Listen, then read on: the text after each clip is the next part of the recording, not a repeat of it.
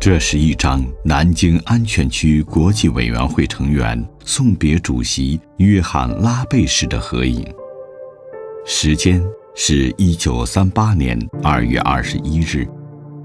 西门子南京分公司经理拉贝在总部的一再要求下，即将返回德国。照片中的大多数人都经历了那场血腥的屠杀，并力所能及地保护了20多万南京难民。接替拉贝的则是新任主席威尔逊·米尔斯。而此时，南京安全区国际委员会已在3天前更名为南京国际救济委员会。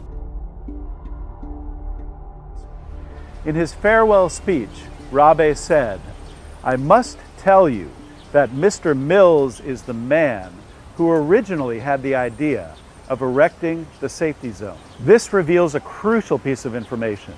During the period when the Japanese army was preparing to break into the city, it was the American Reverend Mills who provided an important contribution to the erection of the Nanking safety zone. So where did he get this idea to erect a safety zone? And why was he selected after Rabe to lead the committee and the refugees of Nanjing through these perilous times?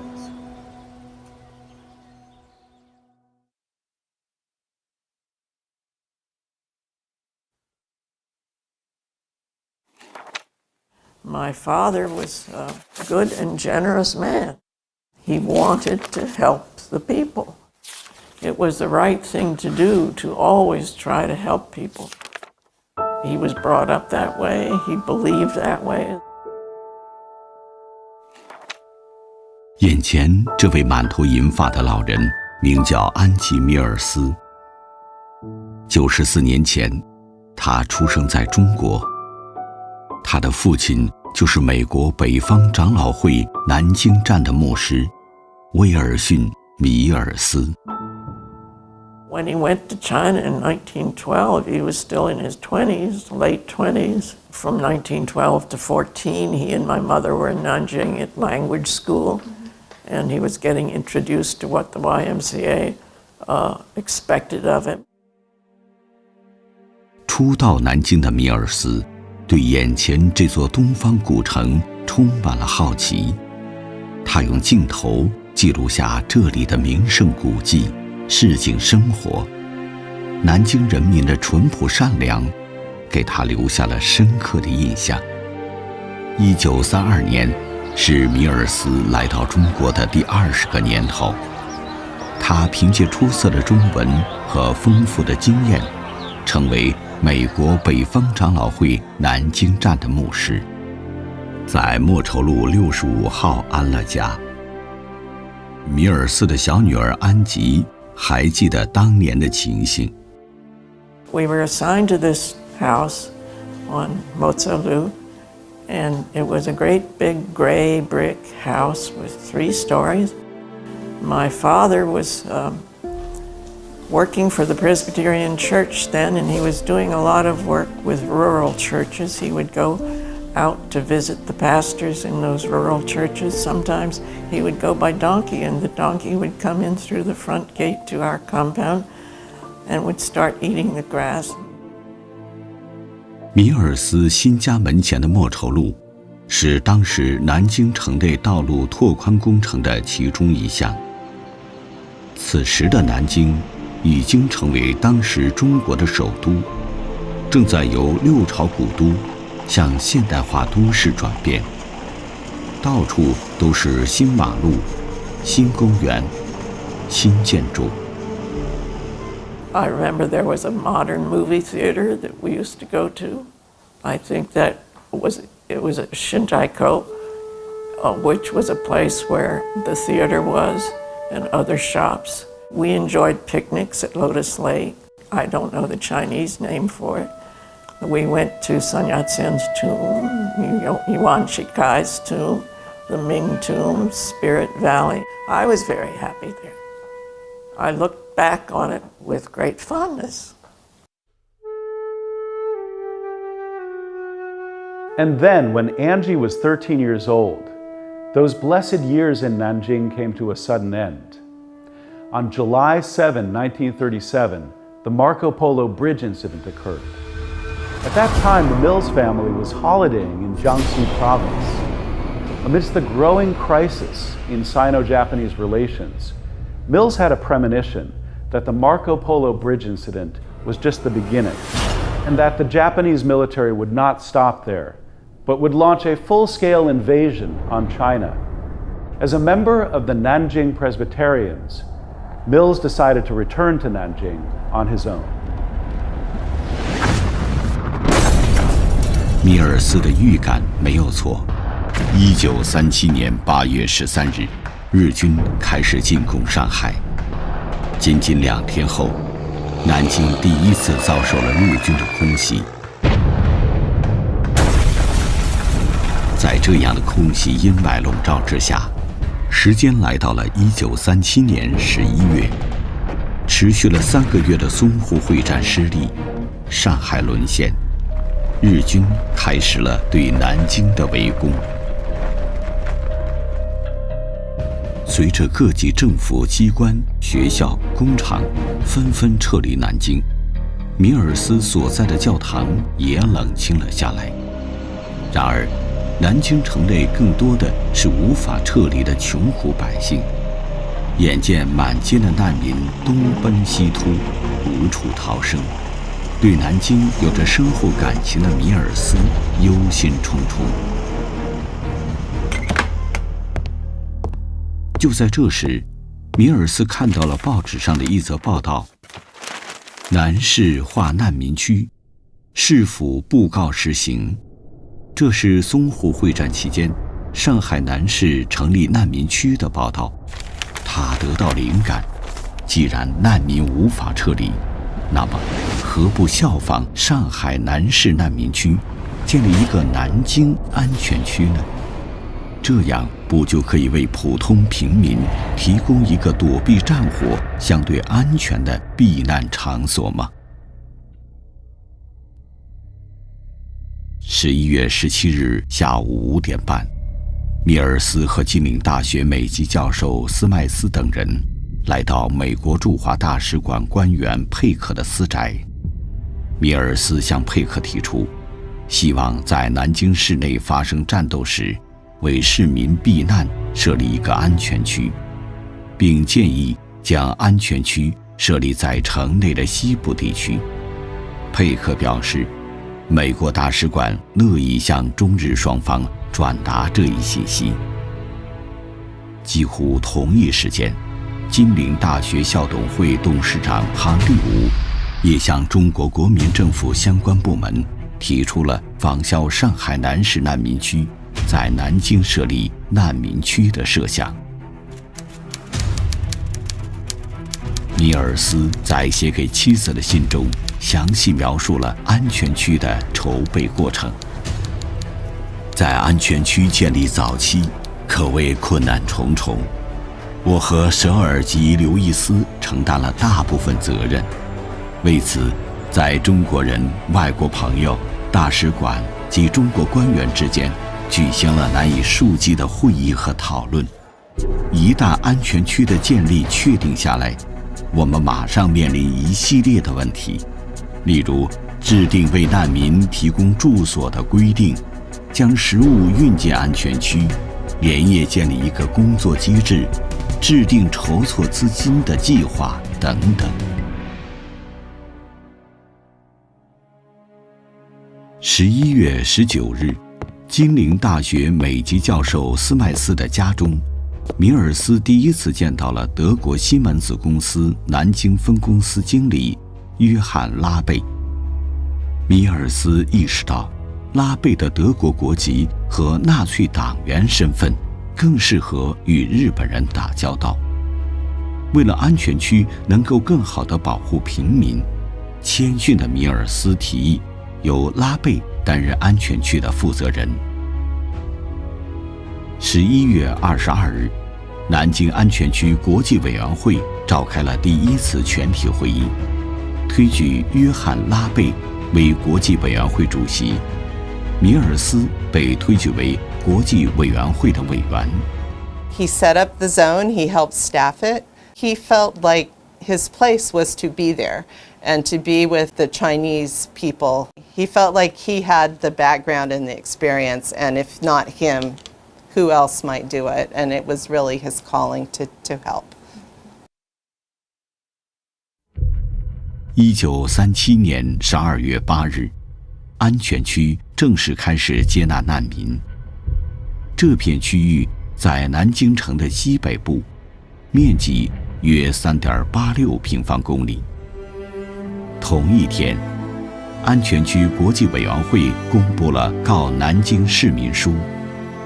文告用肯定而热情的语气发出召唤：我们相信这个区域以内的人民，当然比他处的人民平安得多了。因此，市民可以请进来吧。也就在这一天，日军全面突破南京外围防御阵地，南京城危在旦夕。With the establishment of the safety zone in Nanjing, people now had a place to escape the violence of war. And yet, the war would surely wreak destruction on the city and ruin the construction of the nationalist government's capital. Mills couldn't bear to see the destruction of this city. 米尔斯等人希望劝说中日双方能够停火3天，让中国军队撤离，而日军不必经过战斗进程，以减少城市的破坏和平民的伤亡。12月9日晚，米尔斯携带电报稿，凭借特别通行证出城。他们所乘坐的汽车在大火熊熊的街道两旁驶过时，米尔斯心情沉重。在后来给妻子的信中，他写道：永远难忘这次夜间行驶的悲伤。I think he could see the writing on the wall. The Japanese army was right there at the footsteps, right at the door of Nanjing. And he knew what armies could do. He didn't want it to happen to the Chinese people in Nanjing or to its culture and its heritage there. He had a profound love and respect for China. 米尔斯等人登上停泊在城外长江上的美国军舰帕奈号，代表南京安全区国际委员会，通过美国大使馆，向中国国民政府和日本驻中国大使馆分别发出电报。电文写道：委员会建议南京附近所有武装力量停火3天，在这3天内，日军在现有阵地按兵不动，中国军队则从城内撤出。考虑到大量受到危害的平民的困境，委员会请求立即对此建议表态。然而，米尔斯的建议并没有被日军采纳。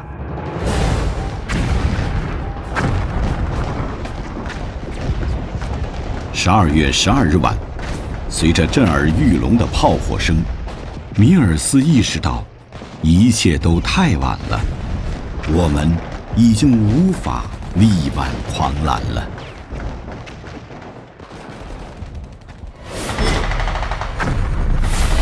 1937年12月13日上午，日军从城墙坍塌的缺口涌入南京城。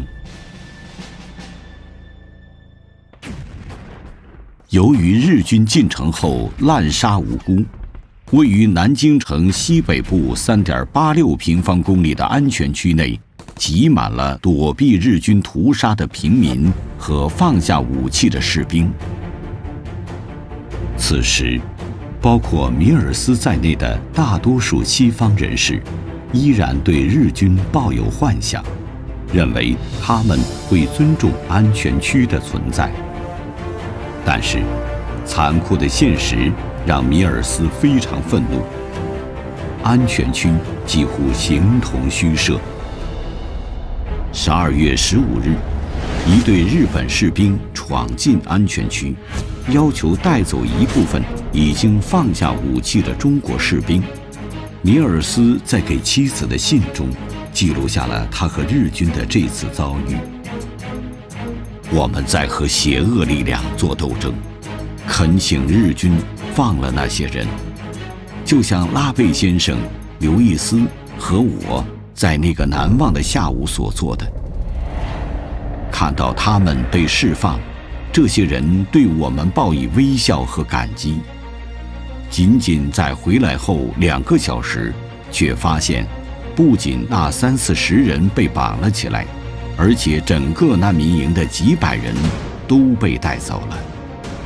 这个记忆永远难以磨灭。我们对这场悲剧束手无策。新的命令下达了，这些人被带出去处死。这件事让米尔斯彻底看透了日军的真面目。中国士兵无论缴械与否，等待着他们的都只能是死亡。丧生于日军屠刀之下的，除了士兵，还有大量无辜的平民。Even though the safety zone was not entirely safe, still, this nearly 4 square kilometer area in the northwestern part of the city was the only refuge in the entire city. The terrorized people of Nanjing crowded into the 25 refugee camps that were set up inside the zone. As a member of the International Committee for the Nanking Safety Zone, Mills was responsible for aiding these people. The leaders of the camps were Chinese who had been chosen from among the refugees inside the camps. Mills relied upon his status as a foreign national to source key supplies such as rice, coal, and medicine, and distribute them to the camp leaders, who then gave them out to the refugees. 米尔斯在给妻子的信中这样回忆分发难民生活物资时的情景：我经常将一面美国国旗缠绕在手臂上，以此表明卡车是美国的或受美国保护的。难民收容所从国际委员会获得物资，同时也接受国际委员会的检查。这是1938年初，米尔斯等人视察了南京城内20余所难民收容所后出具的检查报告。报告记录了各个难民收容所的地点、管理人员姓名、难民人数、粮食分发情况，以及对该收容所的总体评价和建议。每份报告都有米尔斯的署名。Well, he had great concern for the refugees in the camp, so he did want to see them and talk to them and find out what else they needed. And he spoke Chinese very well.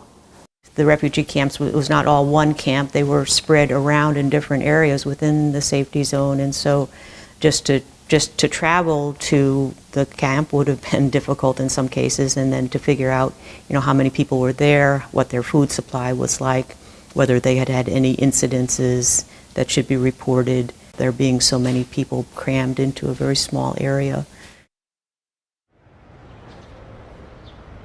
The place where I am now, Nanking University Middle School, was one of the most crowded refuge centers inside the Nanking Safety Zone. It contained over 11,000 refugees. Now, it would seem that such a refuge center would be very difficult to manage. And yet, when Mills inspected it, he gave it very high mark. This was owing to one man, the head of the refuge center, Jiang Zhengyun. So, who was Jiang Zhengyun? And what did he and other Chinese heads of refuge centers do for the refugees during the darkest time in Nanjing? 江正云，1935年起在金陵大学附中担任舍监兼英文教员。1937年南京沦陷期间，他被推选为金陵大学附中难民收容所所长。此时的金大附中难民收容所挤满了躲避日军屠杀的难民，他们中有的惨遭日军蹂躏，备受摧残，有的侥幸从日军枪口下死里逃生，身负重伤。为了收容所内1万多名难民的生存，江正云设法组织难民成立救护队、检查组和消防队，自助自救。The report states, "We feel the center is well organized and that it is being efficiently conducted. All of the people who worked for the refuge center have since passed away. However, we were able to find a family member of one of the workers." 你好。陈生德的母亲徐淑德，就是金陵大学附中难民收容所救护队的一名护士。这里就是当年我母亲参加救助工作跟我小姨妈的地方。好的。当时呢，这个金陵中学呢，到处挤满了难民，不仅是这座钟楼，包括操场、教室的办公楼，全部挤满了，非常缺医少药，粮食紧缺。江正云先生他怎么会管理得这么好？当时在这种困难情况下呢，所长江正云先生贴了布告，招募有经验的、有护理经验的这个医护人员。我母亲呢，就是接了这个布告以后，就自告奋勇的，因为她学过护士，就带着我这个姨妈呢一道去参与救助难民。这个救护队呢，就设置在这座小钟楼里。这钟楼里？就在这里。我母亲就负责呢，就是因为缺医少药嘛，就是用盐水，就吃的这个盐啊来清洗伤口。那么我的小姨妈呢，就负责，因为这个绷带跟纱布呢都很奇缺，就用这个纱布呢反复的清洗了，反复的再利用。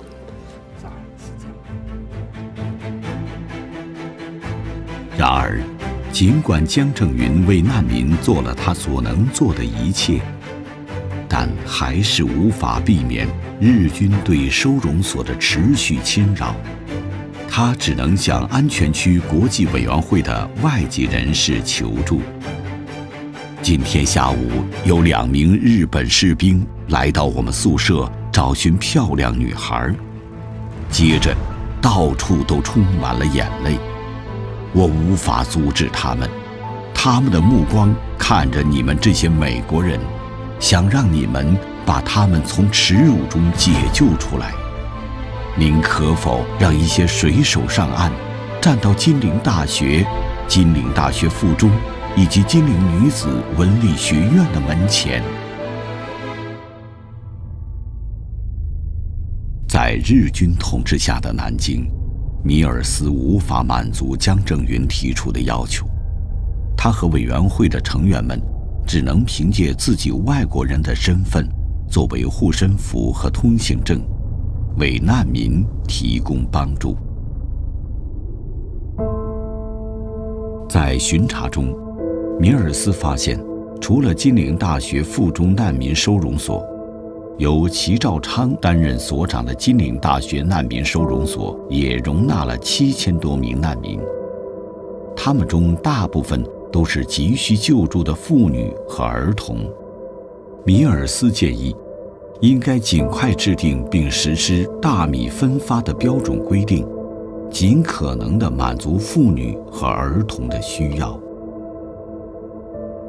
我父亲当时呢，是南京的一个建筑师，金陵大学的建筑师，他就担任了难民收容所的所长。在这个金陵大学里头呢，这难民收容所的范围很大，难民那么多怎么办呢？只能烧稀饭给他们吃。那么这个时候呢，就要分啊，一个个都要分过来，就是这样子的。中午就大家都打地铺来，可怜是非常非常可怜的。My father and the other men who worked with the other Westerners who worked with my father, I think they all felt that they could not do it alone, a group of 10 Western people. They had to rely on the help and consideration of their Chinese colleagues. Unrecorded, really, are the many Chinese who were within these zones, who were helping by working with the foreigners within the limits of all of the attacks and rapes and everything else that was going on. There was that sense of coming together and helping each other. And I think it's important not simply to honor these 22 people. The Chinese people were just as much involved, and I think that's important to remember too.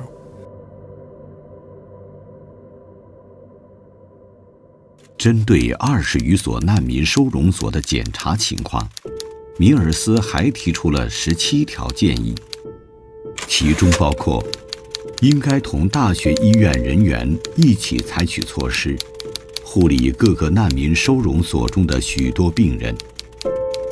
国际委员会的救护队应定期查看各个难民收容所，负责卫生规定的严格执行。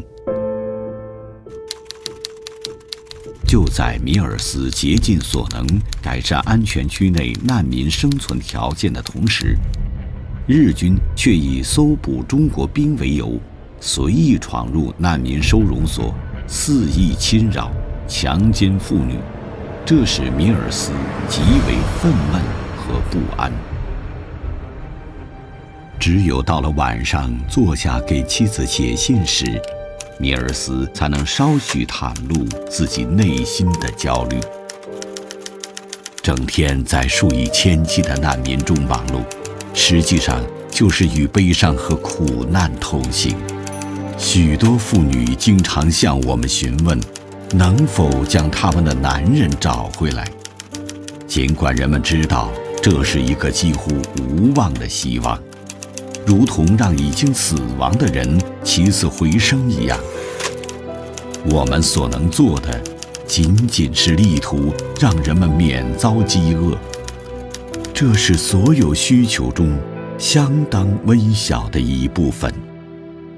Well, I think that Mills, as well as many of the others who were involved in this situation, did feel guilt and sort of despair about what they had seen, because people were being killed, women were being raped, and I'm sure they must have thought to themselves afterwards, well, what if I had done this, or what if we had done something else? Could we have done a better job to protect these innocent people? And I don't think that they could have under the circumstance. They were doing the best that they could. 1938年2月，在日军的威逼下，南京安全区国际委员会面临解散和更名的问题。2月18日，南京安全区国际委员会召开会议，决定即日起以南京国际救济委员会的名称继续工作，并推举米尔斯为救济委员会的执行主席。在米尔斯的带领下，委员会的工作重心逐渐从庇护难民向为难民提供特别援助转移。相比于庇护难民，这项工作更具挑战。这张照片记录了南京国际救济委员会开展的一项重要工作——现金救济。照片中，难民们在宁海路5号安全区总部院内的空地上有序地排队，等待救济金的发放。米尔斯告诉妻子，我们的所有工作在一定意义上就是努力帮助人们重新恢复自立。虽然资金有限，但是我们正在全力以赴。截止到1938年3月，南京国际救济委员会在仔细调查后，向近6000个家庭提供了特别援助。另外还有1万多个家庭正在等待救济委员会的救助。南京国际救济委员会的工作一直持续到1941年。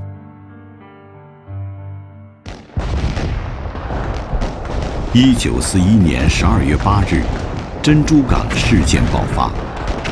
12月9日，美国对日宣战。身处沦陷区的美国公民米尔斯，处境极为艰难。1942年9月，米尔斯被日军关押在上海浦东的集中营里。给你一个 big tray。给你一个大盘子，大盘子，又是米粒儿，又是玻璃，你得挑。哦。这个，所以这个就是一个例子。OK。要不然你就。经过几次外交斡旋之后，米尔斯最终获释。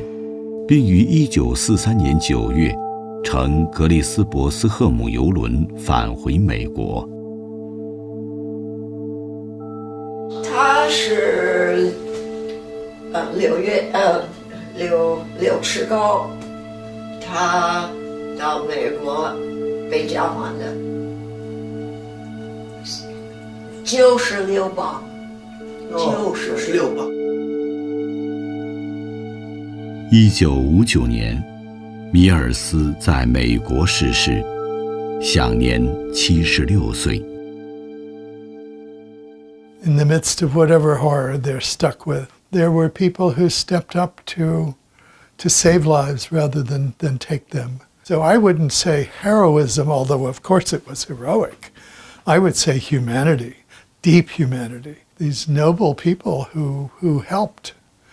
And the people with them who helped, the refugees who helped, at least gives us some sense that there's a possible future for our species.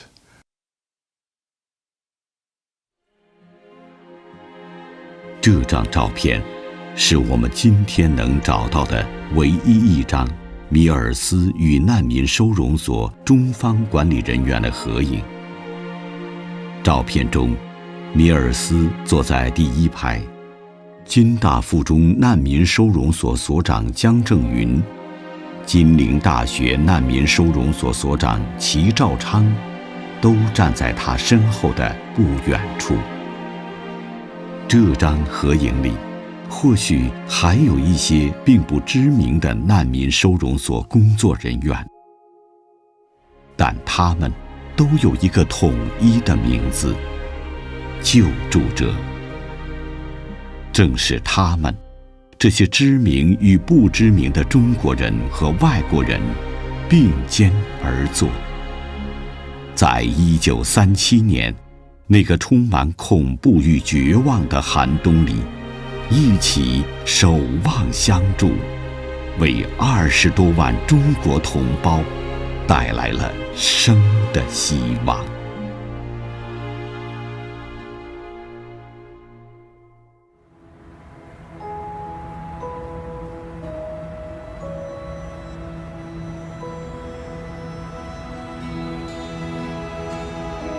In today's Nanjing, everywhere you look are signs of prosperity.